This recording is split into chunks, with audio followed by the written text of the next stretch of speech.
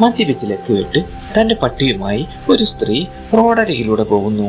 കുറച്ച് കഴിയുമ്പോൾ പട്ടി ചെറിയ കുറ്റിക്കാട്ടിലേക്ക് ഓടിക്കേറും. അവളും അത് യൂറിൻ പാസ് ചെയ്യാനോ കരുതി അതിനെ വെയിറ്റ് ചെയ്യുന്നു. അങ്ങനെ അവൾ തന്റെ ഫോൺ എടുത്ത് സെൽഫി എല്ലാം എടുത്തുകൊണ്ടിരിക്കുന്നു. അന്നേരം തന്റെ സെൽഫിയിൽ ഒരു വിചിത്ര ജീവിയെ അവൾ കാണുന്നു. ഒരു ചെന്നായുടെ രൂപമുള്ള ജീവി. അവൾ അതിനെ ശ്രദ്ധിച്ചു, വലിയ കാര്യമാക്കിയില്ല.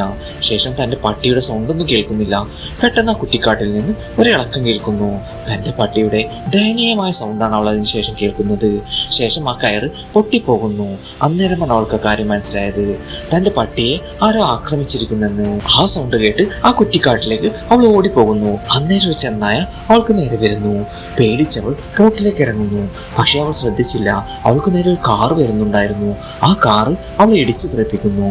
അന്നേരം ഇടിച്ചവശനായി കിടക്കുന്ന അവളെ കണ്ട് ആ കാറ് നിർത്താതെ പോകുന്നു. അന്നേരമാണ് ആ ചെന്നായുടെ ഊഴമെത്തിയത്.